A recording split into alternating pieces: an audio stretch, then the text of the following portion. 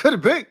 But me, your man, Louie T, here on behalf of Bleacher Report with a day after reaction to the Commanders' 42-19 thrashing of the Tennessee Titans as the Commanders head into their bye week at 8-5.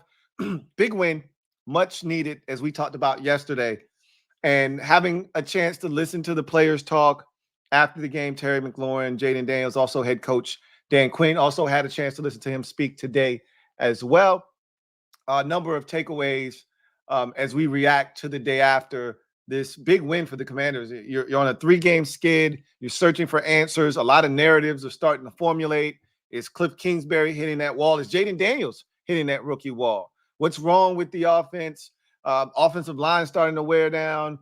What's going on with the run game, et cetera, right? You're all these feelings of an inadequacy. If you're a Commanders fan and you suffer from PTSD, all of those things were starting to come to the forefront. You had been suppressing them all year, fighting the urge to start waiting for the other shoe to drop because of the success. You wanted to bury the past and move on and live in the moment. And then last week happened. Last week was triggering for a lot of us. That Cowboys loss was triggering because it felt like Rivera. It felt like Gruden. It felt like Snyder. It felt like old times, and that's not a good thing if you're a Commanders fan. But this game against the Titans was a reminder that it feels different. One of my sayings, it feels different because it is different. And yesterday was a reminder. We needed that reminder, okay? We were getting a bit removed from the success of early in the season, and we needed to get back to that. And, allowing a Cowboys team to beat you a week ago started to put people in a frame of mind that, hey, maybe we haven't changed. Maybe it's the same old Commanders. No, that is not the case. This is a different team, and they are better coached. And we do have a quarterback that will allow us to play with some of the big boys in this league. And so there are a lot of differences. This is a much better run organization. And, one of the biggest takeaways from this victory as we react the day after is something that resonated with me in the offseason when we looked at how they were trying to construct this roster for year one of this recalibration as they look to find their north, right? They told us this was not a rebuild. That's your words, not mine. That's what Dan Quinn said to the media. This is not a rebuild. This is a recalibration. And how they opted to do this was they brought in a bunch of good players, right? But a lot of veterans, right? Something that the last administration didn't do, right? Rivera was suffering from a form of PTSD of his own from Carolina, where that roster got old overnight. And he told us when he got here, the first thing that he wasn't going to allow this roster to get old. And he felt like he was somewhat allergic to older players. So all he filled this roster with was young football players. And it was the blind leading the blind. There were no real leaders on this roster. All right. The leaders of the team were guys that were, fighting to get their second contract, like Jonathan Allen, for instance. Like, these are the guys that were getting C's on their chest, and Jeremy Reeves, again, another guy just at that time fighting to stay in the league, trying to establish himself in the league. These were the captains of those teams. Terry McLaurin, a guy that was fighting to get a second contract, right? These were the captains. What they effectively did when they brought in guys like Zach Ertz and Bobby Wagner and Austin Eckler was they brought in guys for moments like yesterday, situations like this 3-game skid that we were on. Veterans that were tested, that had been through the fire, that have seen the ups and the downs of the NFL, but had made it to the mountaintop. Because there's one thing you cannot deny as a player, and that's when someone says, I've won a Super Bowl ring. Whether that's a coach, whether that's a player, doesn't matter. If someone flashes the hardware, they automatically have your ear because you're trying to get what they've already got, right? So bringing in a guy like Bobby Wagner, bringing in a guy like Zach Ertz, that's something that we so dearly missed with the last group. because there were no veterans. When things started to go off the rails, there were no guys to police the situation within the locker room. You had a bunch of young guys trying to figure it out. And you saw the end results the last 4 years. I am blown away by this statistic that we learned about yesterday. After we beat the Titans, shortly thereafter, we were told that the Commanders have not won a home game in the month of December since 2017. And I said, that can't be true. Who made that up? That's a good one. That's funny, but there's no way that that's reality. And sure enough, viewers brought the receipts. And in fact, we had not won a home regular season contest in the month of December since 2017, which shows you just how inept this franchise has been. We haven't won a December game in general since 2021, which also shows you just how bad we've finished up down the stretch of seasons. When it matters most in December, when you're fighting to try to make the postseason, we've been at our worst.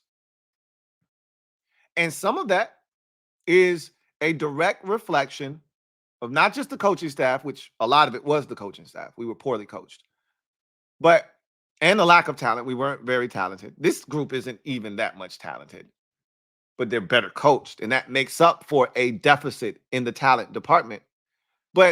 And we didn't have a quarterback, and that means a lot. That probably tops everything. If you don't have a quarterback, you don't have a chance in this league, right? But above all else, what it also spoke to is the lack of veteran leadership in the locker room. Someone that could get to the players, get to their ears, get them to understand that, hey, we may be on a little bit of a skid here, but this is a good team and we can get through this, but we're going to have to lean on each other and we're going to have to put the work in and we're going to have to do it consistently. Bobby Wagner had a message for the team. He's not one to speak very often. As a matter of fact, I'm pretty sure most of you saw the game balls that were given out yesterday in the locker room. And Zach Ertz wanted no parts of a speech, right? Bobby Wagner wanted no parts of a speech when he got the game ball. Those two got the game balls yesterday. And they tried to get Bobby to speak. And Bobby said, hey, I already spoke enough on Wednesday, right? So, and everybody laughed when he said that because he's not a guy that's vocal a ton, right? He's more of a lead by example type of leader. But he felt the moment and understood that it was necessary for him to speak up in that very moment when the team had hit its lowest point of the season. You can justify a loss against the Steelers. They're one of the best teams in the AFC. You can justify a loss against the Ravens. At that time, they were trending upward and they looked like they were going to be one of the best teams in the AFC. They're still going to be a playoff team when it's all said and done. You can justify an early season loss to Tampa Bay. Week 1 of Jayden Daniels' NFL career, first game of Dan Quinn's coaching career here in Washington, in his second stint as a head coach. All new pieces, all moving parts. You can justify that loss. Tampa Bay is going to be a good team, and I think they ultimately are going to win that NFC South division.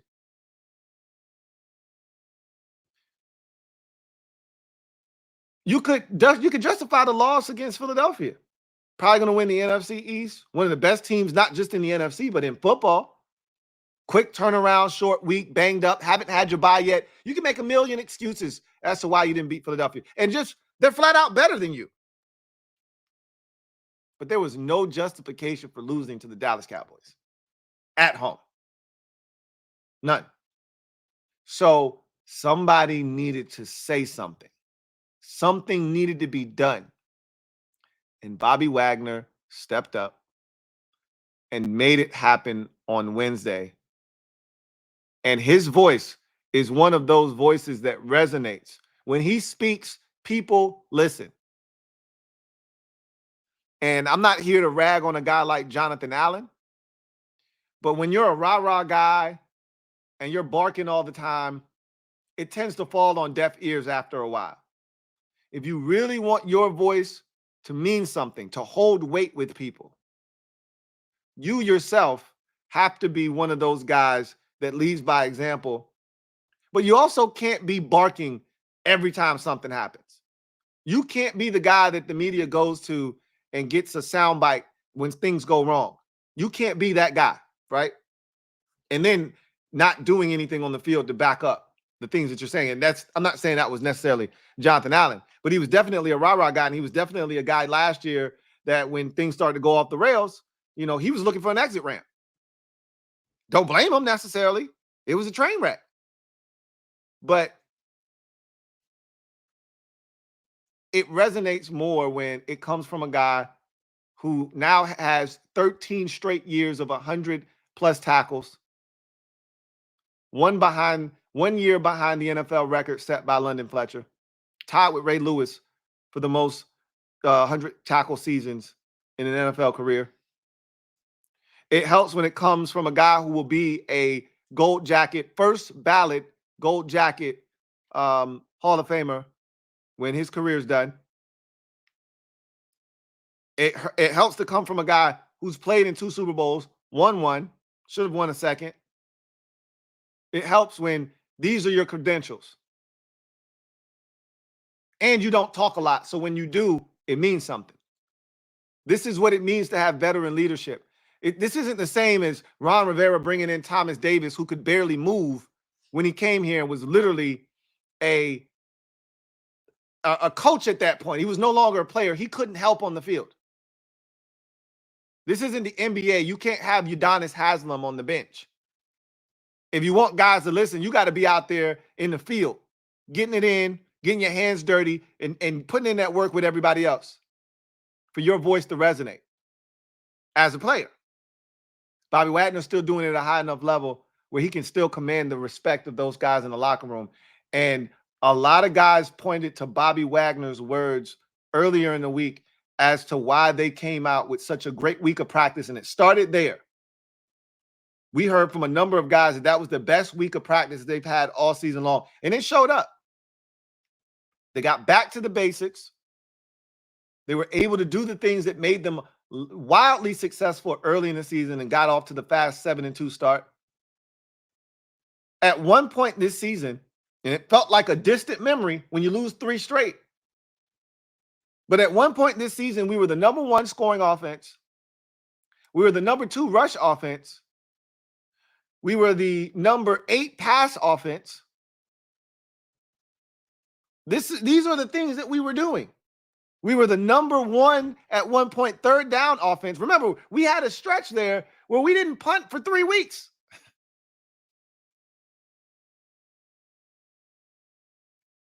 So we were doing things that were unheard of. And then in that 3-game losing streak, specifically the last 2 against Dallas and Philadelphia, it all came crashing down. And it felt like there was no end in sight. And there were, conversations about where should Terry McLaurin be lining up, and we got to get him the football more, which was a real thing. And did you notice? First play of the game, right side of the formation, Terry gets a target, gets a 10-yard gain. And if you don't think that fired everybody up, you're sadly mistaken. You get back to the ground game. The running backs over the last 3 games have been averaging 3.3 yards a carry. 3.3 yards a carry. We were once the number 2 rush offense in football. We had fallen all the way down to outside the top 5 in that department. We were once the number 1 scoring offense. We've fallen out of the top 5. We were 6th overall. Well, we got back to everything. 267 yards rushing on the ground. A large chunk of that from the backs. Brian Robinson Jr. over 100 yards. Chris Rodriguez Jr. almost 100 yards. 13 carries, 94 yards for him. Jeremy McNichols chimed in and chipped in with his 30-some-odd yards on just, I think, 6 carries, if I'm not mistaken. Everybody got in there and did their part. And so you rush the football. We had been one of the best third down offenses, as I mentioned. 9 of 14 in this game, 7 of 7 in third down and 2 or less situations. That's getting back to the football that we had established. We were once this season top 5 in time of possession. We had gotten as high as 3rd overall in the league in time of possession. We had fallen out of the top half of the league in time of possession. We were 18th going into this game against the Titans. We were not possessing the football because we weren't converting on third downs. And when you don't convert on third downs, you don't keep drives alive. When you don't keep drives alive, you don't possess the football. When you don't possess the football, you don't win time of possession. And for us, that had been the winning recipe. Convert on third downs, which means you're being successful on first and second down. Convert on third downs. If you don't convert on third downs, go for it on fourth down. We did that in this game, and we converted. We're now 13 of 15 this season on fourth downs. We were tied for the highest percentage of conversion rate on fourth downs. We now have the lead. So we were aggressive on first and second down. We threw the football a little bit more on first downs. It wasn't just run it on first down, get a gain of 1 or 2, and then try to throw it on second down, and now you get an incomplete pass, and now you're behind the sticks. Jayden Daniels connected with 8 different targets. Spread the wealth. That's who we had been all season long. And in this little funk that we had gotten into, a lot of targets to the right side of the field, a lot of targets to Noah Brown, a lot of targets to Zach Ertz, not spreading it around to everyone. 8 different receivers touched the football in this game.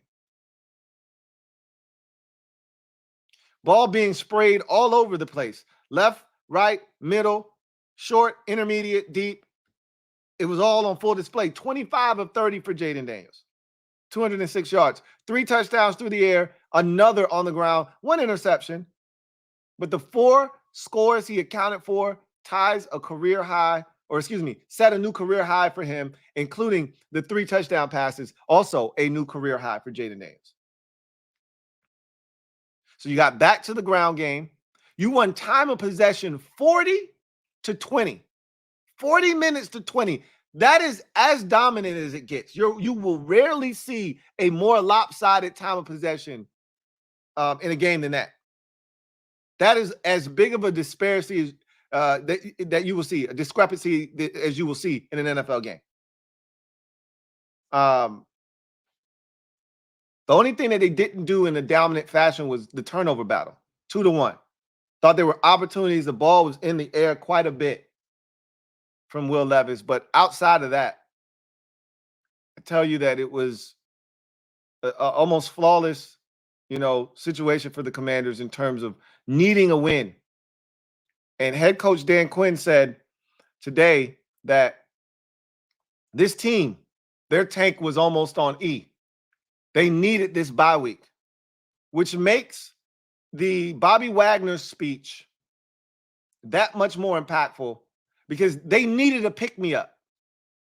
They were limping into this final stretch of the season before this bye week. They needed this bye week. He said the tank was on E. And that's why yesterday's performance was that much more sweeter because they didn't have much left to give, but they emptied the tank on the Tennessee Titans and got it done to snap that losing streak. And that win, coupled with this bye week, could propel the Commanders back into a space where they're in the conversation for being dangerous. They had lost a little bit of that luster. I don't think we can have the conversation of them being like a Super Bowl contender like we were talking when they were 7-2 after beating the Giants in week 9, and we're going into that Steelers game in week 10. I don't think we are having that conversation anymore. But what we can talk about is that this is a playoff team. This is a team that is worthy of a playoff spot, and it will be extremely dangerous.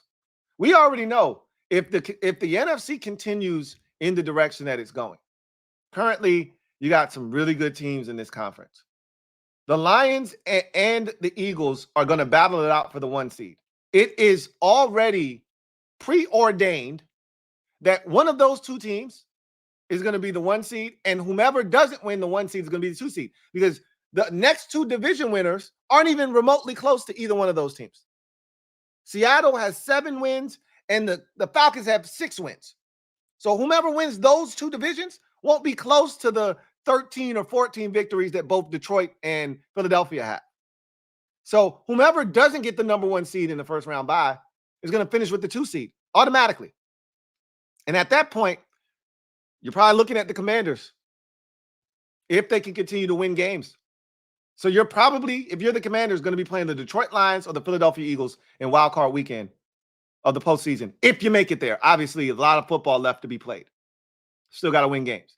But I think we're back to having that type of conversation after this performance. Offensive line was stellar, and it started there up front. Frankie Louie continues to be a menace, added another sack to his ledger.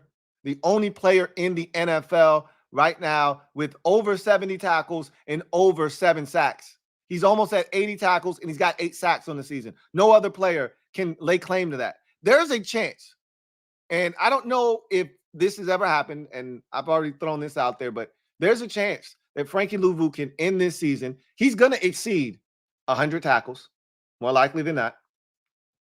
He's going to exceed 10 sacks, more likely than not.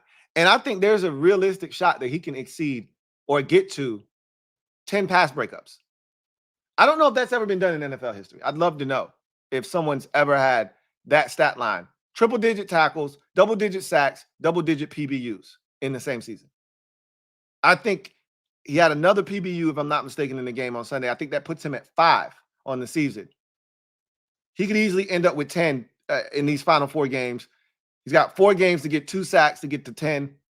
And then I think he's at like 77 or 78 tackles. So he's got 4 games to get 22 tackles to get him to 100.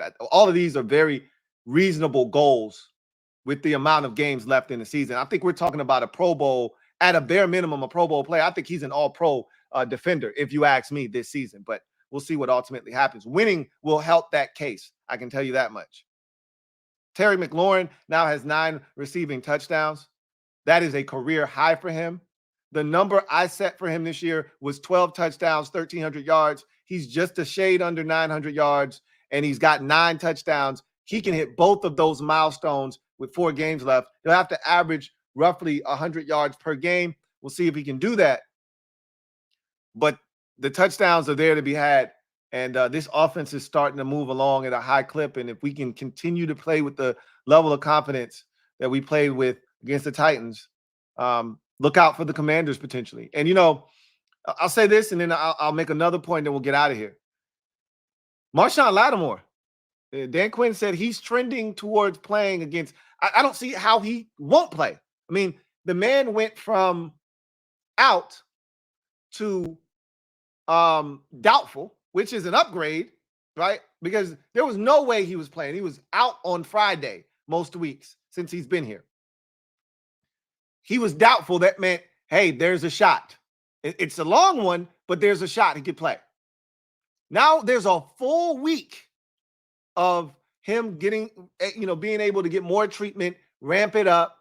And then after that week off, you get into the work week, and I don't see any way, as long as there aren't any setbacks, that he won't be on that practice field in a full capacity on that Wednesday heading into Saints week. His former team, I may add, in week 15. Find it hard to believe that he won't be a full participant on that practice heading into that game against the Saints. So help is on the way defensively.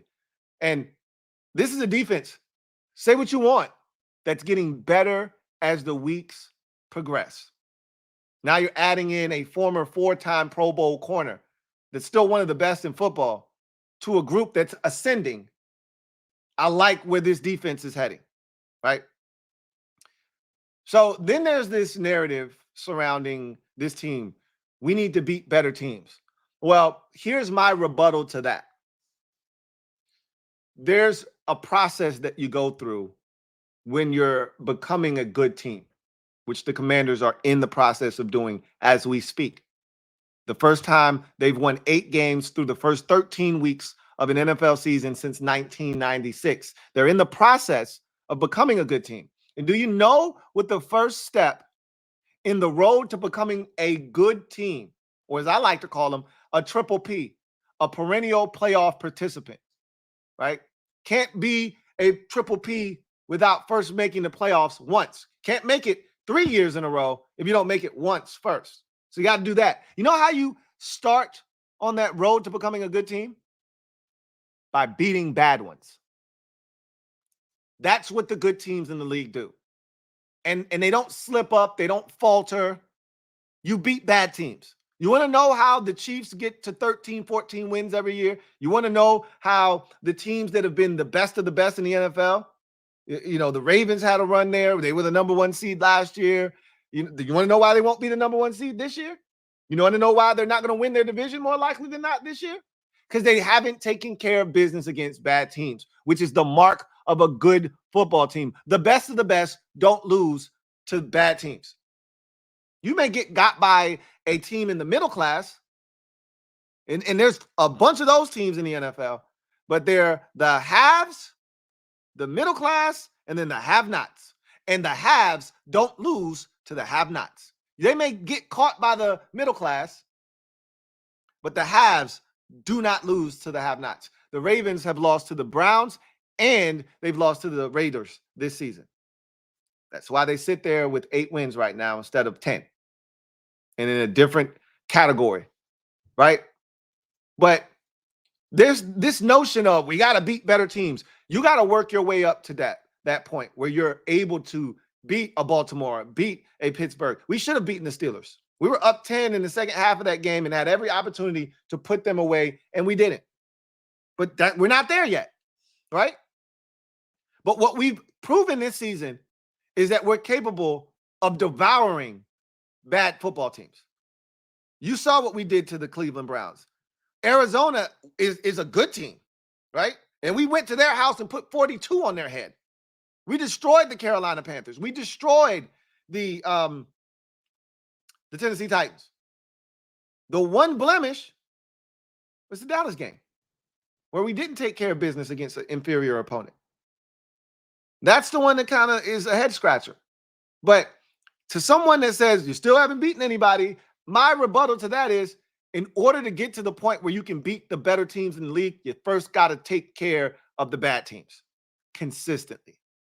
And that's what the Commanders are in the process of doing right now. And that was a big one. You had to have it. And we went and got it. Now you go into this bye week with tons of momentum, and you hope to parlay that momentum into a streak where you can get hot at the end of the season. And honestly, it's about who's playing the best football come the postseason. We've balked at this late bye. This is the 3rd year in a row the Commanders have had the latest bye that you can have in an NFL season. Don't know what they've done to anyone and why this has been the case, but this is the 3rd straight year. I assume we will not have this Week 14 bye again next year. But in saying that, this is the first year where this bye may actually come in handy, because we're actually a good team, and we have a chance to make something of this bye. 2 years ago, when we had this late season bye for the first time, we were 7-5-1 going into that big game against the New York Giants at home on a Sunday night, and we didn't get it done. Last year, we were awful, one of the worst teams in football, and we got spanked by the Miami Dolphins and headed into the bye, and it was a relief because we didn't want to watch this team play football anymore. Then we proceeded to come off the bye and continue to get our brains bashed in the remainder of the season. We were a little bit more competitive after the bye, but it was still, we needed to lose, and we did. They understood the assignment, and they took care of business. This year, for the first time, I actually think that this bye may benefit us, and we may get that second win that a lot of teams aren't going to be afforded. The teams that had their bye week in week 6 and week 7 and week 8, they're not going to be afforded this late. Like the Ravens, they're on the same bye week as us. They may be reinvigorated. They may be rejuvenated after this bye, and they may take off, and they may finish this season hot and end up running through the entire conference. because of this late season bye. I don't see us doing that. But why can't we get hot and win a playoff game for the first time since 05? I don't know if that's going to happen. I'm taking it one game at a time. So it's the New Orleans Saints next up on the docket in week 15 after the bye week. But this win against Tennessee, as we react to it the day after, has us confident again that this team, if they stick to the script, if they continue to be who they've been, one of the things that was big for this season was establishing an identity. Who are you? For so long, we didn't have an identity. As a Washington Commanders fan, we had no identity. I didn't know what team was going to show up week to week. I didn't know what I could hang my hat on as a fan. What do we do well? What do we do better than other teams? Well, now I know. We have an identity. It's about consistently executing that identity that we're struggling with right now. We know who we are. We got to run the football. We're a top 5 rush offense. We got to convert on third downs. We were at one point and still are a top 10 third down offense. We might be back in the top 5 after going 9 of 14 against the Titans on Sunday. We were one of the better time of possession teams. We are one of the highest scoring teams in the league. I've told you that already, right? But red zone efficiency-wise, we haven't been great. But when we go to the red zone, we usually score points, whether it's a field goal or a touchdown. We're one of the best teams in the league at coming away with points because we don't turn it over very often in the red zone. We usually come away with some points. And usually if we get inside the 5, we're scoring a touchdown. We went to the red zone 7 times on Sunday versus the Tennessee Titans, and we scored 5 touchdowns. And it could have been a 6th if we needed it. We ended up taking knees at the end of the game. So you know what we are. You know what we need to do. We have to establish the run. We need Jayden Daniels to get the ball out of his hands quickly, which he did in this game. Be decisive, which he was in this game. If the opportunity to use your legs come, use them. If the opportunity for you to use your legs to extend to become a passer outside of the pocket comes, do that. He did that in this game. If all of these things start to come together, if we start spraying the ball around to different targets, 8 different guys touched it in this game, but no one got targeted more than Terry McLaurin. That's the formula. He was targeted 8 times. He had 8 catches. 2 of them were touchdowns. That's the formula. If they can execute that on a weekly basis, if the offensive line can open up holes, that Titans defense, you say what you want about their record. They're not a good team. They're not well coached. There are a bunch of reasons why the Titans are 3-8. It's not because of that defense. They were the number 1 pass defense, the number 8 rush defense, the number 2 overall defense in the NFL from a total yardage standpoint. And if you take away points that were charged to their account by the offense, Will Levis has at least 2 pick sixes, maybe a third. He's given up a fumble that was scooped up and ran for a touchdown. And they've had a punt blocked and gone back to the house as well this season. If you take away all of those scores that the defense didn't give up, that average is a lot lower, and they're not in the 20s in terms of total points given up. That's actually a misnomer and not truly representative of what the Titans have been defensively this season. That's a good Titans defense. And we almost racked up 500 yards of total offense on them. I'm not saying. I'm just saying. When they play the kind of football that they're capable of playing, they're a tough team to deal with. And after seeing what we saw on Sunday, maybe they're on the brink of getting back to being who they were and at the right time of the season. Because as we all know, it's not who has the best record come the end of the season. It's who's playing the best football once you get to the postseason. Everybody's in. You can clear the deck, right? Once you get in there and they shut the door and they lock it, all bets are off. And if you're playing the best football, You got a chance. Just see the Green Bay Packers last year. They got hot late, almost ran the table to get into the postseason, got in, and then they went through the NFC almost like a hot knife through butter. First 7 seed to win a playoff game by going and beating the Dallas Cowboys, and they should have beaten the San Francisco 49ers the following week. Should have beaten them. And had they done that, they would have been going to Detroit, a place that they had already won on Thanksgiving just a month earlier. So they would not have been afraid. Why can't that be the Washington Commanders this year? Again, I'm not saying. I'm just saying. Anyway, that's a big win yesterday. Say what you want about it. Came against a 3-8 team. Don't care. Needed to get it. And we got it. And we did it in convincing fashion. And Jayden Daniels, once again, stamped his offensive rookie of the year passport. They were trying to take it from him. They were trying to hand it over to Bo Nix. Nix has a chance tonight to say, not so fast, my friend. Where you going with that trophy?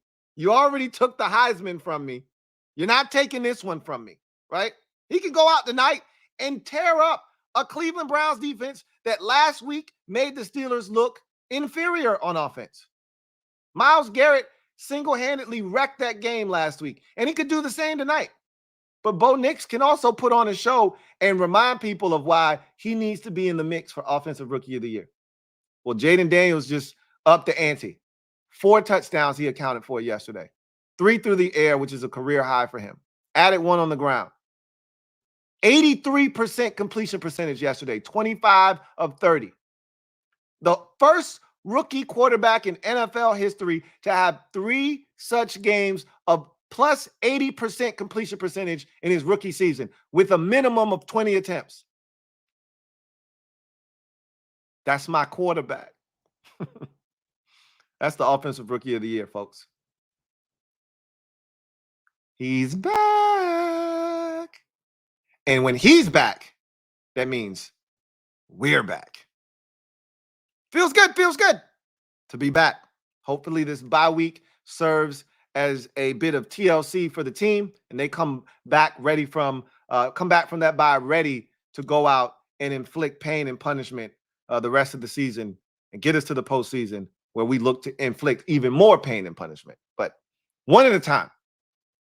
One at a time. That's going to do it for me.